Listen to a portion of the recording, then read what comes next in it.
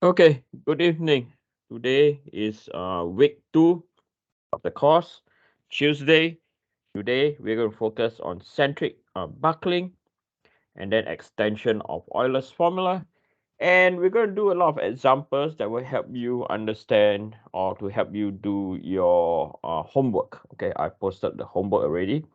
I have an announcement to make. May 11, which is this Thursday, lecture will be held asynchronized. You will have to watch 6 15 minutes videos. I have an afternoon operation, nothing serious that I booked for, and I will be back the following Tuesday. Okay, right. So let's quickly recap. We derive a critical load. Okay, so we derive the critical load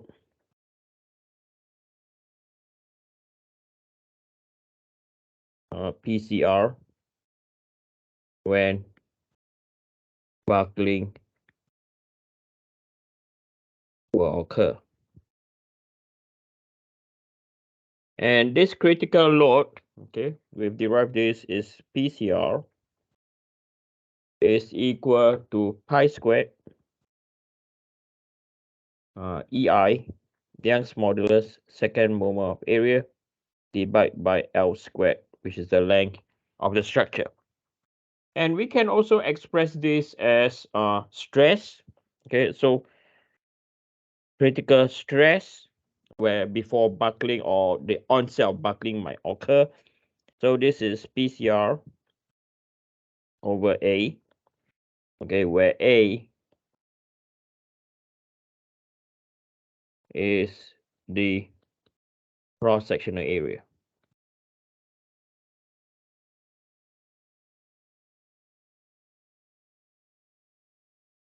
Okay, and then when that's the case, we know this will be equal to pi squared E I over L squared, and then we just have to include A. And another thing that we know, that note that I, the second of moment of area, is equal to A R squared, where A is the cross-sectional area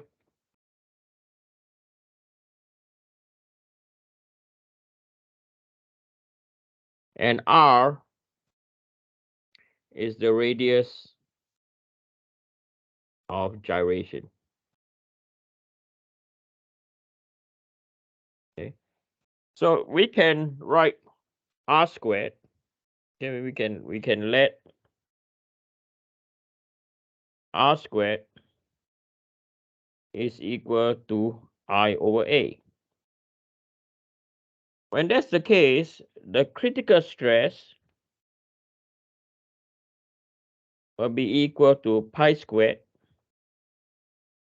E over L squared over R squared. And this whole expression can be written as pi squared E over L over R squared, where L over R is known as the slenderness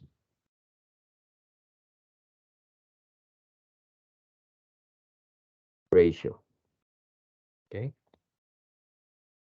So there are two formulas that are really important over here, which I will put them in boxes. Okay. P critical is equal to pi squared EI over L squared. And the other formula, which is stress critical, okay, is equal to pi squared E L over R squared. And L over R is the slenderness ratio. So the above equation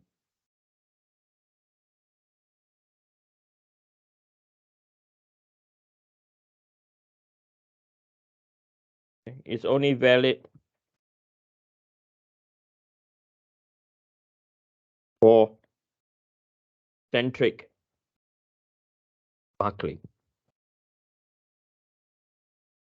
I.e., what do we mean by centric? The applied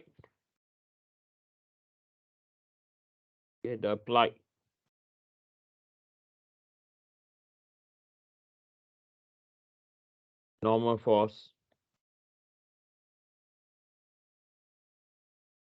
is in line with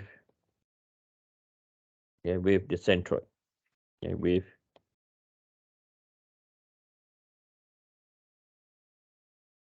the centroid. So, i.e., what we are teaching over here is only valid if this is our structure. Okay, and then the green line that I'm going to construct now is our centroid. Excuse me. Okay, so this is our centroid.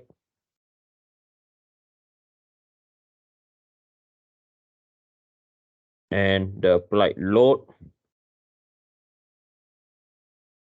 the couple P and P prime, right, is along the centroid. Okay, so for this case, what we have derived over, I'll sketch out for you what is not centroid, or we call it eccentric loading. Okay, well, I'll show you. So for eccentric,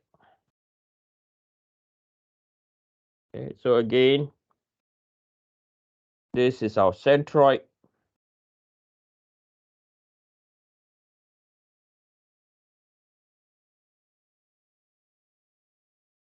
Okay, this is our centroid, and eccentric. So I'm going to write down here what I'm showing down here is eccentric buckling.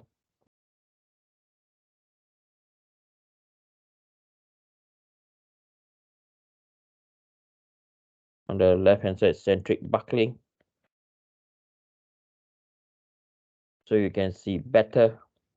What we have now is the force is not applied at the centroid. It can be applied over here. Okay, so this is Py, Py prime, and we have a distance over here, okay, which is called E. Okay, so later on I'll show you the analysis will be different. Okay, so whatever I've done so far is only valid for centric buckling. So one thing you're curious is, what do we mean by radius of gyration? Okay, so we know the formula for radius gyration R is equal to square root I over A. So if you were to look at any material, if I'll see, do I have it here? Yeah, like over here. Okay, I'm going to, this is from last week. And I'm going to paste over here. All right, and I want you to see this. So this is the table where we have information regarding the geometry of the cross section, the white flange cross section. So what you'll see over here is you can see R over here. Okay, Rx, and you can see Ry. Okay, so if we were to take the first set of value over here, right, we have our Rx and we have our Ry, and we know that Rx is equal to square root of Ixx over A. Okay, so if you do a square root of Ixx is 8780 times 10 to the power minus 6 divide by the area, which is 57300, times 10 to the power minus 6. Okay, so you got 8780 power minus 6 divided by 57300 power minus 6. And then you square root the whole thing, you get 0.39. Okay, so I'll get equal, this is equal to 0.391 meters or 391 millimeters. Okay, so that is your how they calculate the radius of gyration. Now, if you were to ask me, Eugene, what's the radius of gyration physically? I'm sorry, I can't explain to you. Okay, formula-wise, I know mathematically what it means.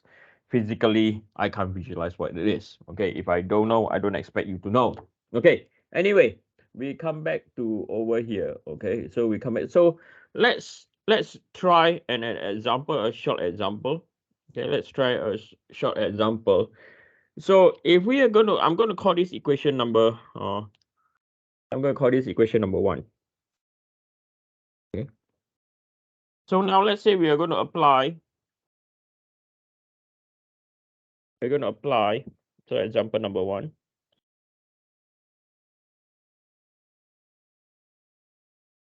We're going to apply equation number 1. Okay. So what is the question? So let's say that the stress allowable given that the stress allowable is equal to 250 times 10 to the power 6, and Young's modulus will be equal to 200 times 10 to the power 9. Both are in Pascal. So what we have is we are going we want to determine the L over R ratio. And I will teach you how to apply this L over R ratio by looking at a certain graph. Okay. So we now, to determine the L over R ratio from equation number 1, we know that stress critical is equal to, we know that it's equal to pi squared E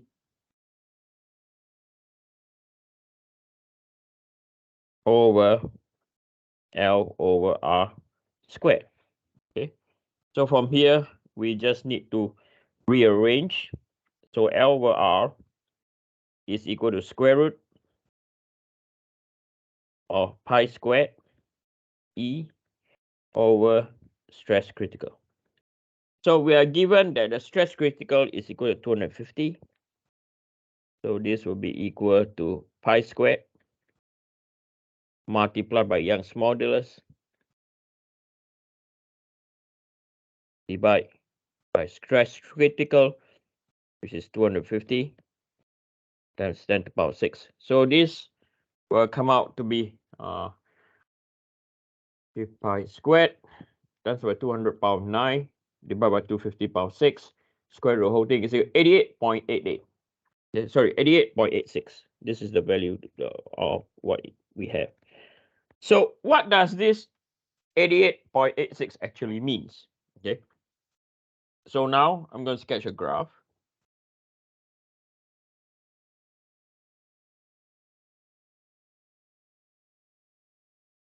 Okay, I'm going to sketch a graph now. So we have our y-axis. So this represent our stress allowable. And then our x-axis.